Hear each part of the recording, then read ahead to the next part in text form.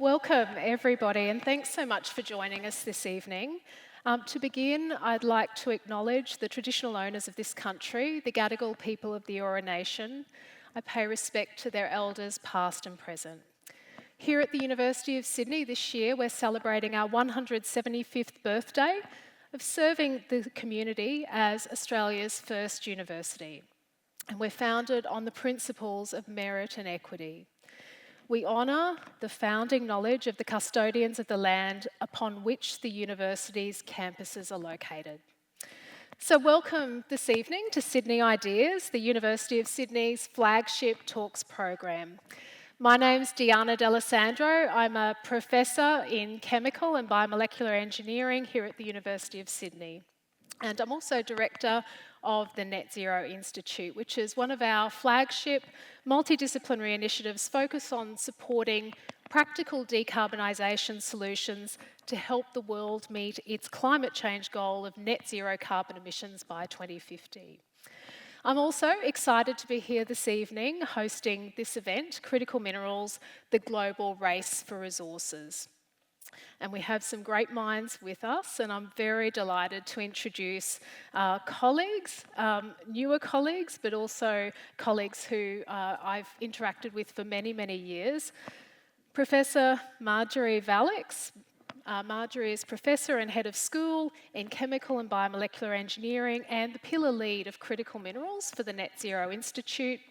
Marjorie currently leads technical experts to provide professional advice, testing and research services in the areas of waste management, transformation, mining extraction, refining, asset management and critical minerals. I'm also really delighted to welcome a wonderful colleague, Professor Susan Park. Susan is a Professor of Global Governance. Susan's work focuses on how international organisations and global governance can become greener and more accountable, particularly in the transition to renewable energy. She's also a member of the Sydney Environment Institute. And we're also really thrilled to have two external colleagues with us today. First, to my left here, Namali Mackay. Namali is founder and managing director of Critical Minerals Association Australia. Most recently, Namali led on the critical minerals agenda for the Australian Trade and Investment Commission, that's Austrade, in London, where she worked with UK and Australian critical minerals stakeholders on behalf of the Australian government. And also very, very delighted to introduce Andrew Petersen, CEO of the Business Council for Sustainable Development Australia. And Andrew leads both national but also international advocacy for business leadership in climate action, ESG and the transition to a net zero economy. So welcome all, Marjorie, Susan, Namali and Andrew. So a quick note before we get into the discussion, there will be an opportunity for your questions in the second half of the hour and we'll be taking audience questions. We'd love it if you could use Slido. So to get us started, what is a critical mineral and why are critical minerals so important? So I'm a chemist by training, and so for me, I guess I loved standing in front of students, and the way I describe critical minerals is they're essential for our modern technology, they're essential for our economy, they're essential for our national security. They can be metallic or non-metallic elements, and there's a risk that their supply chains could be impacted or disrupted. So why are they important?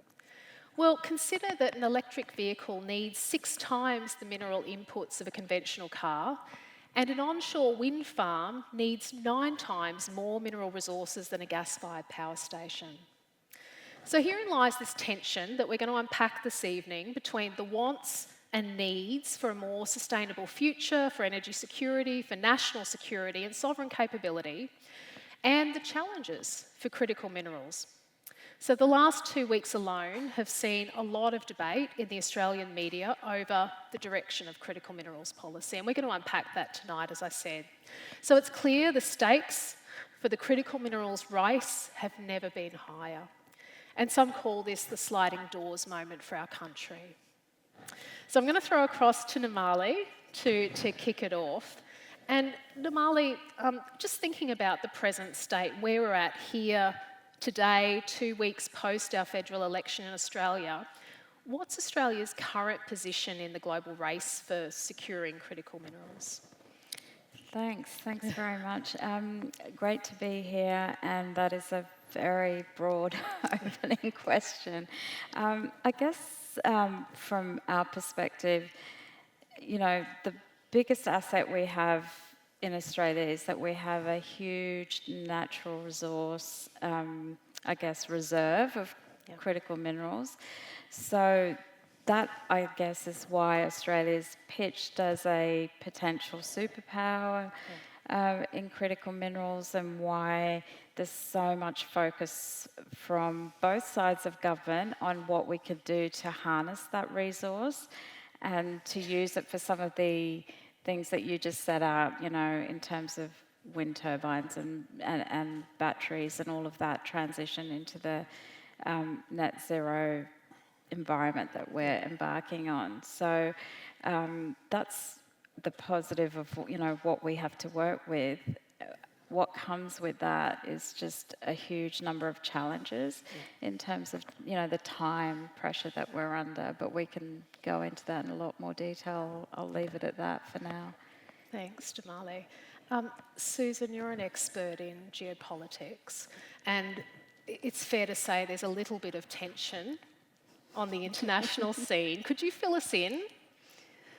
Great question. I mean, obviously, we are in an extremely challenging environment. And the election of President Trump in the United States has made it very, very clear that he is not interested in following normal diplomatic rules. So identifying that he would like Ukrainian critical minerals, stating quite clearly that he could take Greenland because of their critical minerals, and then being extremely overt about engaging in a trade war with China, recognising that the United States depends on 26 of its 50 critical minerals that come from China. Right. So what this means is that while the US is being very provocative, that China, who is our main trade partner, actually processes most critical minerals. So even though we have, I think, 31 critical minerals, many of which have high geologic content and could be used for the types of applications that we need for modern life, they are processed in China and then on-sold as they are refined and do end up in advanced industrialised markets.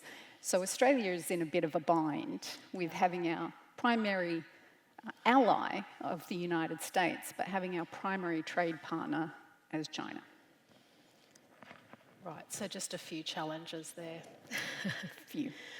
Marjorie, maybe if I could come to you as a real technical expert in critical minerals. So Australia's predominantly an extractor of critical minerals. What is the current situation with processing or higher value adding of critical minerals? Is it basically just dig it out of the ground, put it on a ship and ship it?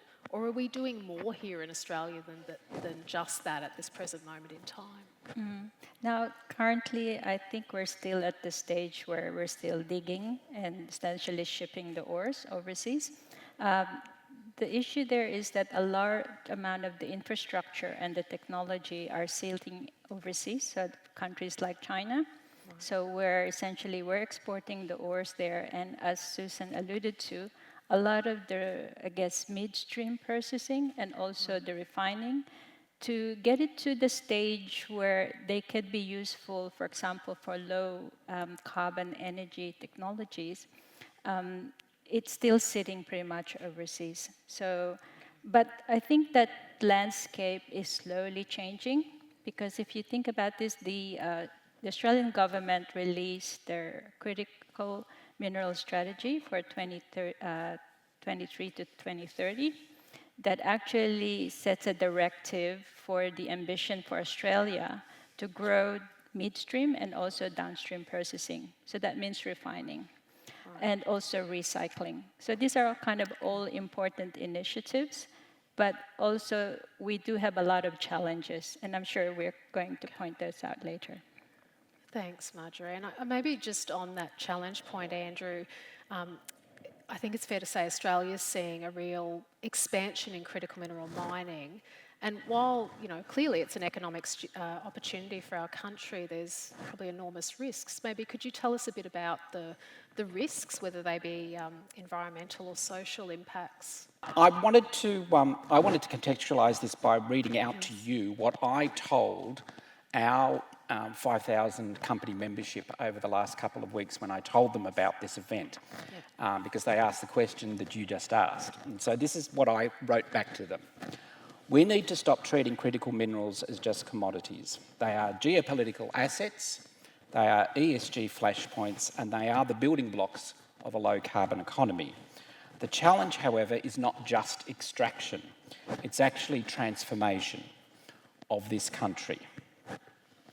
At our organisation, which is part of the World Business Council for Sustainable Development, we're seeing that the value of critical minerals is actually increasingly not determined by the mineral content per se, although that is critical, pun intended, but the carbon intensity of them, the traceability of them, the human rights safeguards attached to their extraction, and, interestingly, their potential circularity. So, with that, Australia has an extraordinary opportunity, I wrote, not just to export minerals, but to export trust. Trusted governance, trusted partnerships, trusted supply chains. We think that's the real edge in a currently contested world. And with that, the private sector, of which I represent in part, when aligned with strong policy, can actually accelerate these solutions a lot faster than most people think. Now, whether it's clean processing, whether it's critical minerals recycling, or it's startup-led breakthroughs, which we are currently seeing in this country at the rate of knots, which is fantastic. We are very much, as earlier expressed, we are very much living in, I think, a decisive decade of action on this topic. Beautifully put, Andrew. Back to you. Thank you. Maybe just on that point, because you raised human rights challenges and you touched on other aspects of the ESG challenge. Namali, maybe if I could come to you, how are we going to balance the environmental impact of resource extraction with the clear benefits of using the resource? Yeah, it's a huge, huge challenge. I mean, I think we were talking about this earlier about trying to attract young people into mining, and one of the challenges is this stigma around the environmental impact of mining, and this generation just doesn't want to be involved in it, and rightly so, because we have got a legacy of terrible environmental practices around mining the world over. So what's come with that is that the ESG part of it, as you were saying, Andrew, has risen up the agenda, and it is an area that we have legislated and policy frameworks around, and we can really make some change there. But we have an environmental impact to deal with in order to, transition to a better environmental outcome. We're not there yet, no. I wonder, Susan, you're a Professor of Global Governance and you work on this extensively in your research across the globe. Maybe could you just share some thoughts around that environmental impact and perhaps social impacts as well? Absolutely. Thanks, Deanna. So in my research, I try and look at how environmental and social impacts are being mitigated in that transition from using the critical minerals for renewable energy. And we talk about the fact that there are 3 Ds, the displacement of Indigenous communities around the world around project mine sites, devastation and environmental destruction that comes principally from mining. Mining's a dirty business, right? You're ripping stuff out of the ground.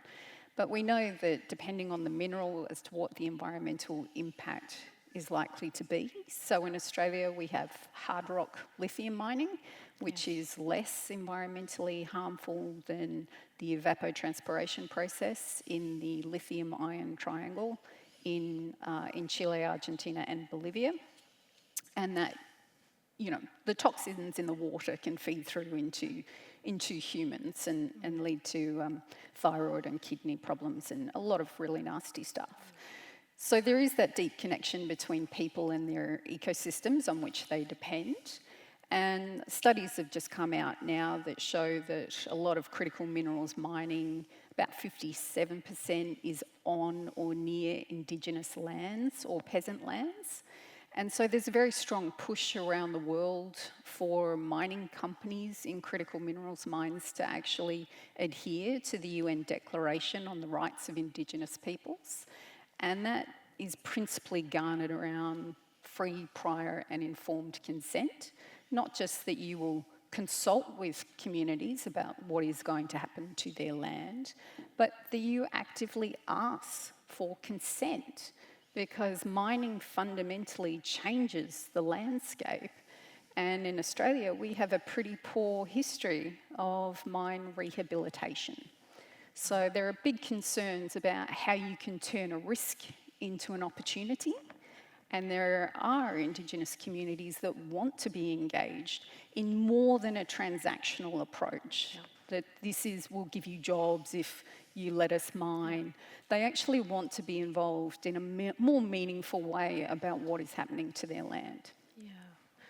No, thanks, Susan. And maybe Andrew, coming off, Susan's comments about the criticality of ESG and social and environmental impacts, how are we going to ensure that critical minerals are sustainably sourced and transparent across supply chains? So thinking both domestically but also globally. Yeah, well, I think that issue of transparency is a really interesting one, because for government, business and the community, this question of what transparency looks like in a modern age is something that is clearly being questioned at the moment. And just harking back to what I said earlier, I think that when it comes to the issue of transparency, without it you don't have trust, and therefore how can you have, without trust, this notion of what just transition is going to look like? Because we won't buy into it. And we've already seen in this country, for example, particularly in relation to large renewable projects, that there's been a lack of trust as between certain elements of the development community in renewables and rural communities. That has been egged on in some parts, and that's been well documented. But the simple fact is that we didn't enter into a transparency discussion earlier on about what the transition was going to look like. So when it comes to the question of transparency from the private sector, it may surprise, and I'm sure I will get chortles in relation to this, but there are a large number of companies that are very open to the idea of transparency being the driver for more effective supply chains, for more identification of ESG data, because then that means that their cost of capital becomes lower because they're more attractive to the market. It also enables them to be trusted by communities a lot faster than those that don't provide the information. There's an interesting stat that came out from the UNPRI, the UN United Nations Principles on Responsible Investment in 2023, that 70% of institutional investors now screen supply chains of companies for environmental and human rights risks. So this is a very different, and again, pun intended, landscape to the one that we had even 5 years ago, when that lack of both information and therefore the trust associated with it wasn't present, and it's starting to change inexorably. Right. Please, Namali. I was just going to build on that. So that's absolutely right. I think one of the crucial challenges, however, is that when you look at the likes of Tesla and big manufacturers of cars, electric vehicles in Europe, unfortunately, even though consumers in those markets are demanding that everything be clean and green, the car companies are still sourcing by price. So they're not willing to pay yet for that clean green supply chain because they can get a cheap, very cheap, parts and products primarily from China, because China dominates that part of the supply chain. And so we're not yet seeing that translate. And so here lies one of the big challenges, is that big end of town is still sourcing it from a dirty supply chain. And so we here in Australia are striving, as you say, to produce in a green way, but we can't kind of meet in the middle there yet. Yeah. Maybe, Andrew, if you don't mind, if I come back to you quickly. Your membership is a large number of private sector businesses. So how can the private sector maybe drive some of this integrity and innovation that we've just been saying is very much wanted, but not presently there? Yeah, it's interesting because despite what a lot of companies say, particularly in the AFR, that they don't move unless there's regulation, our experience is that's utter nonsense. What business wants is a long-term signal.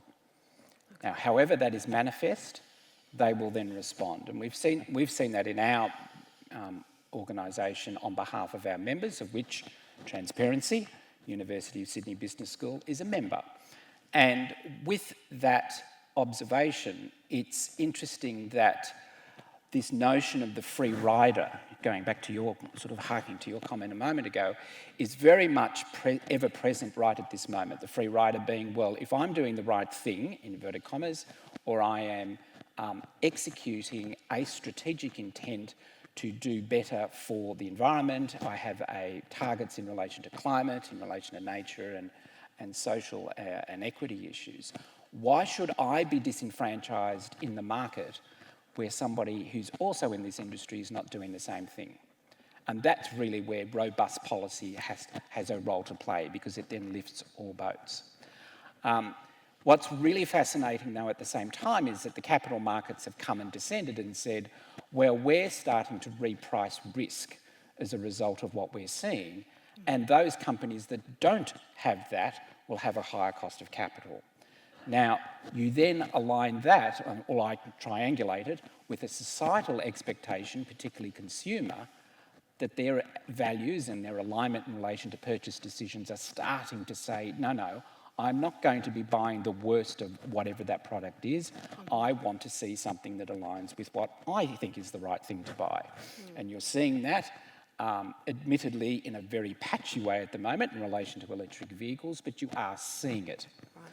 And so business responds to both innovation and investment, probably even more so than policy, but policy allows that underpinning so that no one in their sector, or for that matter in the industry or other business, can get away with blue murder, if I can put it that way.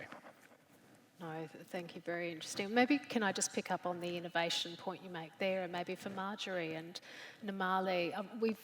Obviously there are many concerns around mining, but could Australia be a really key player in, say, secondary processing and circularity of critical minerals? And maybe Marjorie, as an expert who looks across the technical landscape of all the latest and greatest innovations coming out, what are you seeing in terms of the prospects for Australia in that area of reprocessing, say, batteries or other types of technologies that contain concentrated sources of critical minerals? There is definitely an interest for the government, for example, to grow the recycling in Australia, but I think it's challenging. And I think the challenges there is because we don't actually have an uptake market for the products that are going to be generated by recycling companies. And this is largely, again, because the technology that's associated with producing, say, the low-carbon energy technology like batteries resides with what we call OEM, or the original equipment manufacturer. And so there's a trade secret associated with those products. And because we don't know what goes into those, it's actually difficult to create a product stream to, I guess, pass it on to this industry. So without that uptake market, it's actually very difficult and challenging to set up recycling industries. So what actually tends to work is that you do need to create a recycling ecosystem, which Australia doesn't currently have, but other countries too. For the way forward has to probably be some sort of a partnership to close that loop. So in order for us to create this sort of like a supply chain, we need to have a partnership with these existing companies so that we can actually develop products from that recycling to feed into these other industries. But there's generally a large, I guess, opportunity because there aren't many industries that are actually operating in here. There's a small amount of recycling industries that are simply just collecting, and it's also very fragmented. So I think there's a large opportunity for Australia to, I guess, invest in this area and also at the same time develop the ecosystem. Yeah, please. You're absolutely right. Think of it this way, that the most secure mineral is the one that you don't have to mine again, right? And if you think that circular economy is just waste reduction, then turn it on its head and think about it as sovereign resilience of our supply chain. In other words, we hold on to it for longer than we've ever held on to it in the past. And there's a very interesting counterfactual example to that at this very moment. And we, as Australians, benefit enormously from a linear economy. You know what it is? Iron ore. Iron ore provides an extraordinary amount of export dollars back into this country. Let us not kid ourselves about that. But it is the classic example of dig and dump. We do not do anything with it other than allow other companies to take it out of the land and send it off in ships. That's it. We don't see any additional benefit as a result of that.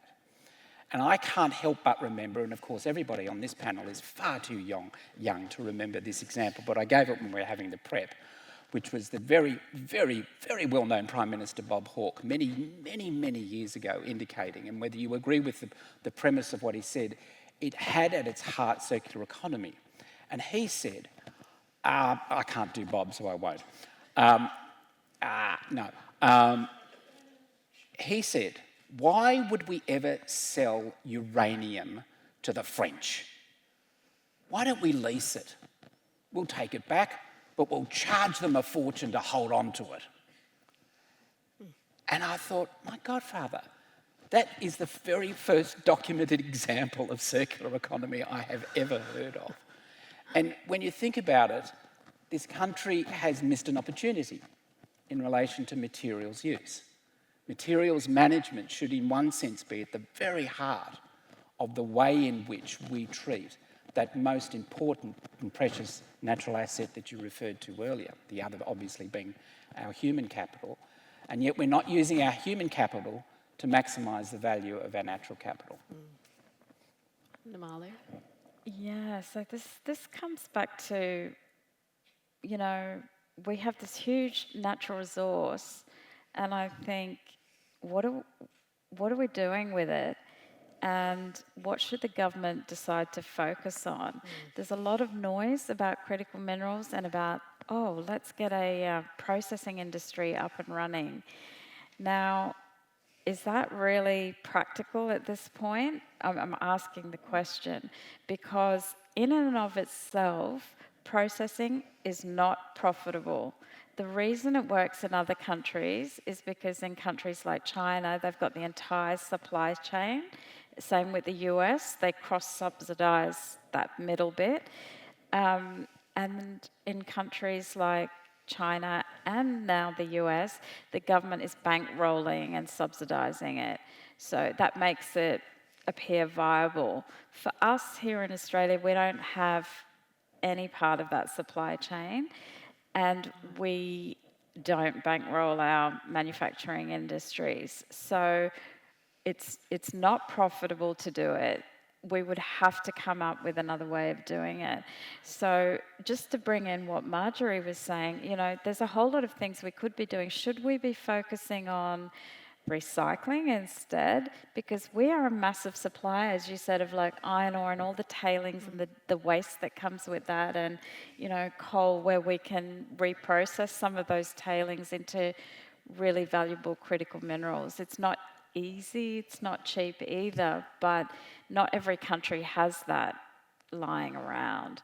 So it's a real question for Australian policy as to, rather than putting our eggs into whatever's sexy at the moment or what's happening in other countries, we need to do a really careful assessment of what Australia can do quickly, less expensively, and most sensibly and fast, because we're so far behind the race. Namali, just as you're speaking there, obviously the issue of workforce and skills come out. Yeah. Would we even have a skilled workforce? Susan, I wonder, in your thinking, what's the role of education and research in this future state, touching on perhaps some of what Namali's just discussed? I mean, I think from an environmental perspective, we want to get the critical minerals out of products. But obviously we're in Australia and we have a lot of critical minerals. So for us, the question is, how do we make the best use of this boom? And that's a very different question. I think a lot of the policy settings are really about capturing the benefits. And Australia has a very long history of mining. Critical minerals miners are not your big traditional miners that you automatically think of, your BHPs and your Rio Tintos. A lot of different mining processes depending on the specific critical mineral means you've got a very different landscape. And this means that there are different companies that are in those markets that are trying to make a go of it. So in terms of education, we do need a lot, I think, on two fronts. One is skilled workforce, and this is shortages we're seeing across the United Kingdom, across Canada, across the United States. We are in no way special in having a massive shortage of workers in this area. But the second one is also these technological advances that do require a lot of time and investment in order to improve the circularity, the recyclability, innovative ways to reduce the environmental and social impacts. A lot of that comes down to the design of the end product and our fabulous scientists. Actually, Susan, the point you made about we've got a lot of expertise in bulk commodity mining. We do not have expertise in critical minerals extraction, maybe a little bit, but not processing. Critical minerals and those traditional fossil fuels are very different. There's a lot of chemical processing involved in critical minerals, and we have not had the decades of expertise. And also, and you'll know, being in a university environment, that a lot of the geosciences, engineering, the funding isn't there, the student population isn't there, we just don't have the pipeline. And we've got this famous stat in the critical minerals world for Australia, and I could be getting it wrong, but I'm very close. I'm sure that in, I think it was a couple of years ago, out of this country, this is a mining country with a lot of expertise, we graduated 4 metallurgists out of the whole of Australia 2 years ago. Now that's astounding, and we need hundreds of them for critical minerals processing and development. So we've got a serious workforce issue on our hands. So I have a question for all the panellists, but Namali, to you first. This is sort of wrapping up our part of the conversation. Then I'm going to throw it across to the audience, because I think there's no shortage of important questions to be asked. But what would your advice, if you walked into Madeleine King tomorrow, and I know you regularly walk into Madeleine King's office, would your advice be to policymakers in Australia on this topic? Oh, wow. In 30 seconds. Yeah, okay. I'll try my hardest. I think there just needs to be a very comprehensive assessment of what we can do quickly, and that has changed in the last 6 months with Trump and his policies. It means we can't just throw money at 31 critical minerals. Maybe we've got to throw it at 1 or 2 and get it into the US defense supply chain or something like that. So to make those decisions, you've got to have a really good, solid understanding of what's going on here and not be throwing out harebrained ideas at election time or, it's got to be very solid. I am very mindful we haven't even touched on the $1.2 billion stockpiling of critical minerals, but maybe a good question for Q&A. Marjorie, could I come to you? What would be your advice to policymakers?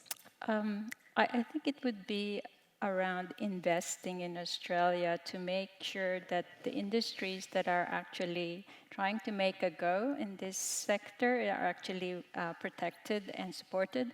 And what I'm saying there is that, for example, with critical minerals, there's predominantly only junior industries who are actually focusing on critical minerals, whereas the larger industries themselves have remained focused on the base metal and coal. So that's copper, and coal and iron ore. Yeah. And the challenge there is that because they're predominantly focused perhaps on one metal, their vulnerability to, for example, volatility of prices makes them, susceptible to failure. And I was talking to Susan actually earlier about this, and perhaps we really need to create some sort of a framework similar to perhaps what they have in the wheat industry to protect these industry sectors. Because essentially you think of them like cowboys, because they're agile, they're flexible, but they're taking a huge risk to try and start this industry. And they really need somebody there to have a framework that would help to support them through the challenges that they're going to go through. Yeah. Thanks, Marjorie. Susan?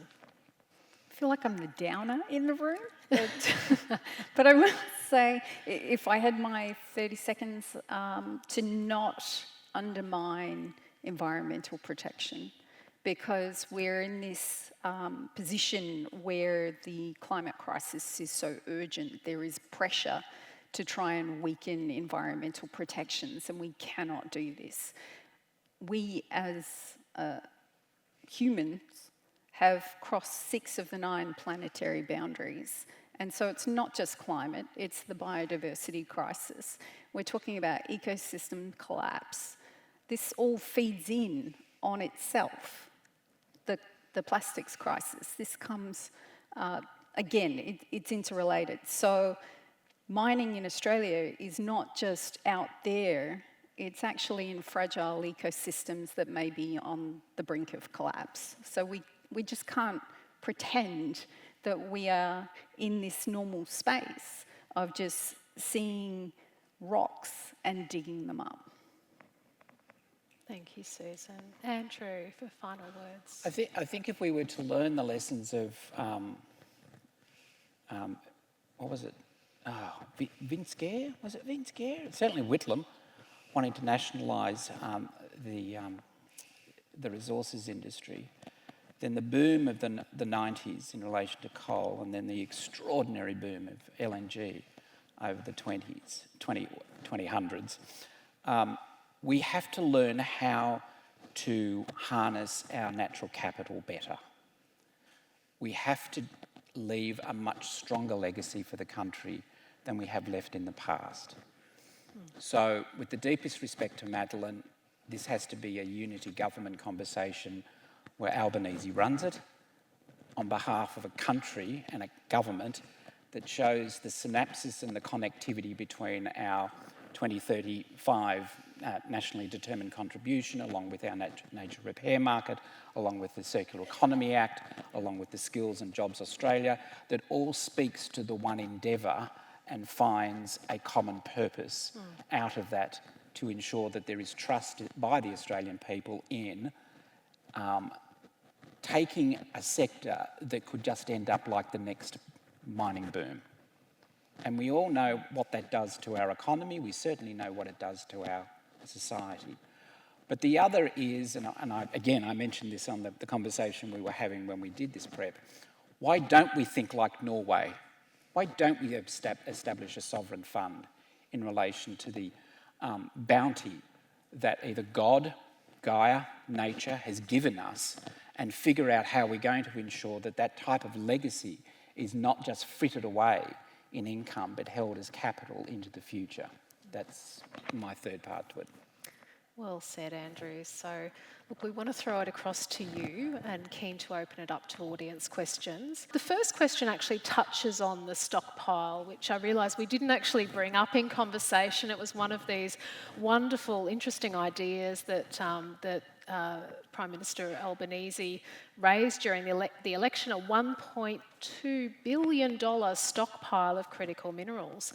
So, keen maybe, Namali, if you could start. What's your perspective on Australia's plans for this stockpile? How can it be implemented well, and what are the potential problems? Okay.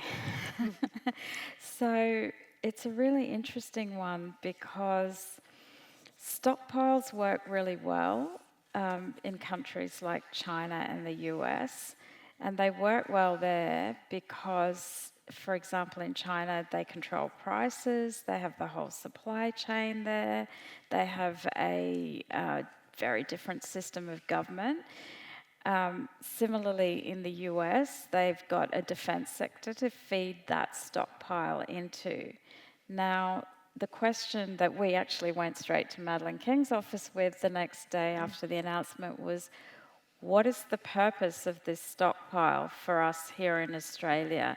Unless you can answer that very clearly, it's not necessarily an instrument that you would use, even though it sounds amazing and it sounds like an ideal solution. It's something you would have to create very carefully. I mean, maybe some loose concepts would be if you're going to use it to attract super funds, maybe. We've got a massive super fund investment pool there. So it would require very, very careful design. Right, yeah. Andrew, from the... All of the above. I would look at it in this way. It's an unrealised asset. And if you put that in the hands of politicians, God knows where that goes.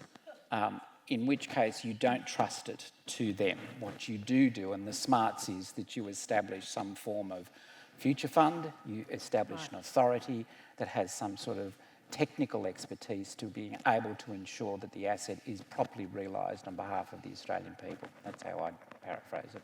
Brilliant, thank you. Susan, maybe I could come to you, given your global and international perspective. There's a very interesting question here. What's China's actual view on climate change and global warming? It seems at once they're the worst offenders and the greatest action takers, a paradox that can't seem to be solved. Do you have some perspectives to share? Yeah, they are a paradox. So we are talking about a country that has spent, the last 2 decades reorienting into renewable energy industries to take advantage, the first mover advantage in wind technology, in solar panels, in electric vehicles, all the way from the origin, from critical minerals through to the end product. So that is a deep dedication, and it's pure economic statecraft. There is a great deal of economic benefit that they are gaining from this transition. But they are also an economy that has the largest number of coal-fired power plants, and we're exporting that technology to other developing countries. So we know that it has this very dual function of identifying its position in the world as focusing on how to minimise its impact, but at the same time struggling to figure out how to do that. Thanks, Susan. Maybe Andrew and Namali, A great question here about what the simplest policy lever or market signal might be that could reward miners who prove low carbon, transparent, community approved practices so the good actors aren't undercut by cheaper, less ethical supply. What are you trying to solve? What would be the simplest way, whether it be a policy lever or a market signal, that can reward good miners who are doing the right thing by the environment, the right thing socially, the right thing economically? I don't think there is one. History and enough international and national research, particularly from this august organisation, will tell you there isn't just one. That notion of silver shrapnel rather than silver bullet is the thing that you have to pull. What you need is really, really good policymakers and technocrats to be able to find the way in which those levers get to be pulled. In relation to coal mining, the simple answer has always been a carbon price. You just think of the counterfactual, ladies and jelly beans. If Howard had won in 2007, there would have been a carbon price in this country from 2012 to date. Imagine what that would have done to change that industry and to change not just the perception and the reputation of this country, but the ability of this country to innovate in relation to low carbon over the last, I can't add up, 13 years. That's the legacy we have lost as a result of the carbon wars that we've had. It's as simple as that. Namali? It's just really not working, like the policy levers, and Andrew's right, not just one. So one of the things we're looking at is something along the lines of what the EU is doing, is that I guess this carbon border adjustment mechanism, maybe what we need to do is penalise those who are doing the wrong thing, and that sort of inadvertently incentivises all of the right stuff. We haven't got it right yet. I mean, you know, there's always tariffs, dare I say it, but, you know, Dare we say the word? that you know, has to be used very carefully. It isn't at the moment. But yeah, you know, maybe it's you know, the stick rather than the carrot. A great question here around really education. What should be done to reduce the failing enrolment in geoscience courses and the closure of several key geosciences schools across universities in Australia? Marjorie, you're the head of School of Chemical and Biomolecular Engineering, and you've watched the challenge for engineers in Australia. Maybe could you give us some thoughts on that? Yeah, I think the problem is that there is an increasing demand for more engineers, and not just in this sector, but in other sectors. So, for example, there's a lower, I guess, population growth in certain countries, and so they're also crying out for more engineers from other countries. Right? So, to name a few, this would be Taiwan and Korea, for example. So, if we were to try and, I guess, develop downstream processing in Australia, we will need more of the workforce. I think Namali alluded to the fact that we're not producing enough of the skilled workforce.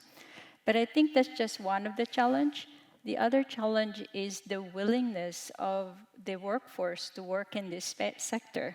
Because traditionally, mining industry has always been considered to be, I guess, a difficult area to work in. And if I can use your 3D example, so there's the dark, dangerous, and dirty. So it's trying to encourage engineers to kind of work in this space is also challenging.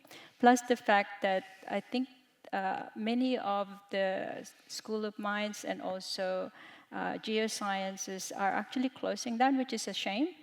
And we're really trying to resuscitate that, but if there is no interest, for example, from students who are coming out from high school to move into this space, there's really not much we can do.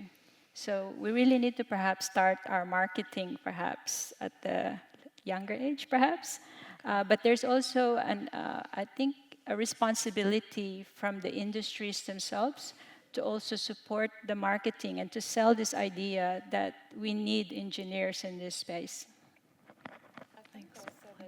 Role of government in funding the parts of the education sector, because if government's running around saying we're going to be a critical minerals superpower, that's another place that they need to put their money into to create that attractive environment for young people to be drawn to. Yeah, thanks, Namali. A great question here, and from land to the deep sea bed.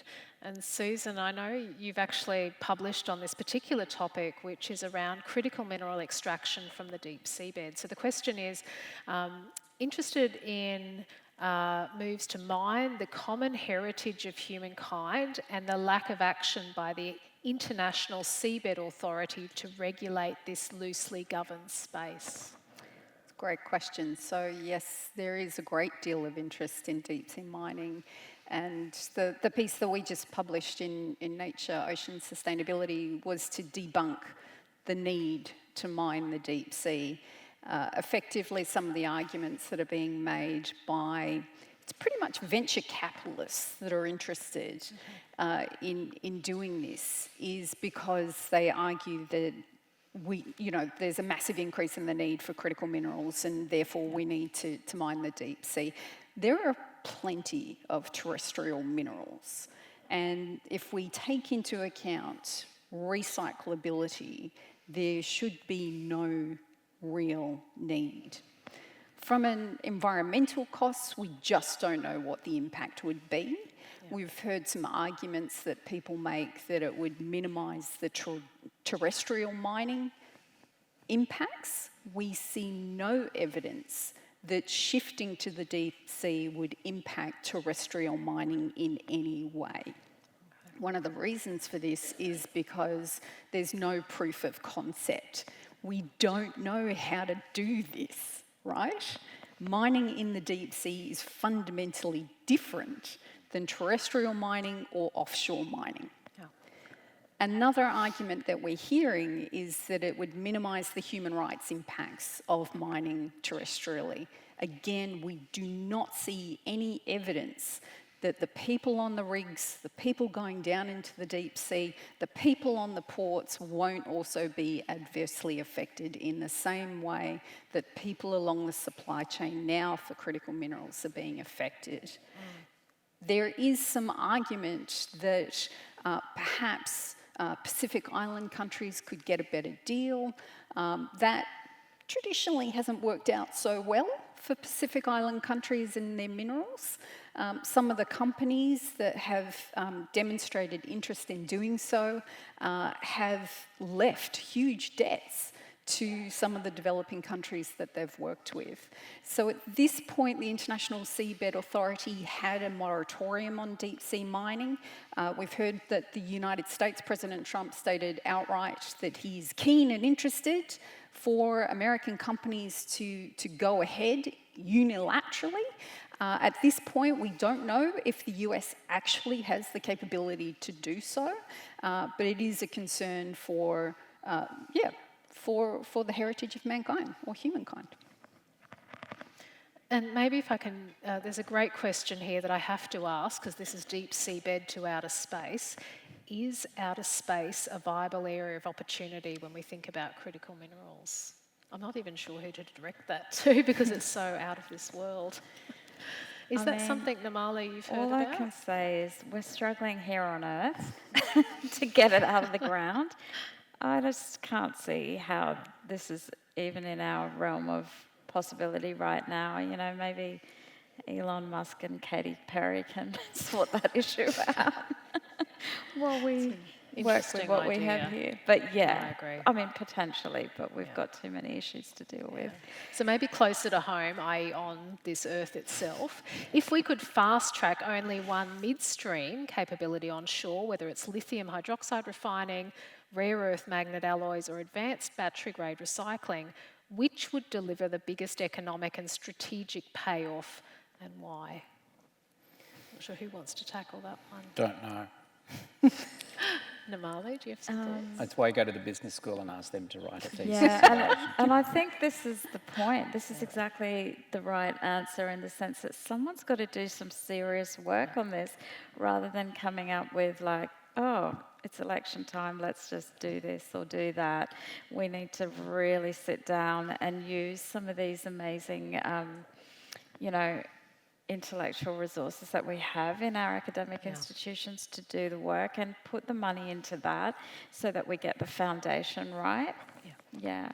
I think just coming back, and we are starting to come up to time, but we're obviously here at a great education and research institution. So this question is about how can industry and tertiary education encourage high school students to pursue these fields, such as science and engineering, educational resources that don't look like greenwash marketing, cadetships, industry placements, etc. So open to any panellists who would like to comment. Namali. Well, we're working with a lot of students on some of this at the moment. One of the problems is that, mining associations put out these ads that we think are amazing, but young people, can't stand. It just doesn't speak to them. So there's a big marketing push that's needed, but also, you've got to get the young people doing it. We're working with a Adelaide Uni student called Holly as well. And Holly blogs about mining and has got this amazing following. And, that's just a tiny little example of, changing the world. But we've got to get more of this happening. Yeah.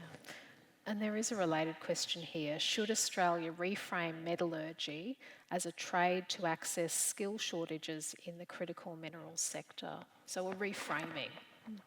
Yeah, absolutely. We need like a complete marketing overhaul of some of these industries. Just, we put so much money into marketing all kinds of rubbish at kids, and we can seem to be able to sell it to them. We should be able to do the same here if we have the same commitment, money, and willingness.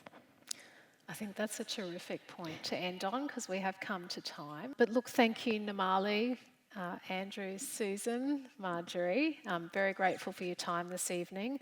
I think this is clearly a moment where Australia needs to think differently, and we have much to work on. So look, for more information about upcoming talks, visit Sydney Ideas website, which is sydney.edu.au/Sydney Ideas. This has been Sydney Ideas. I'm Deanna D'Alessandro. Thank you and have a safe journey home. Thank you.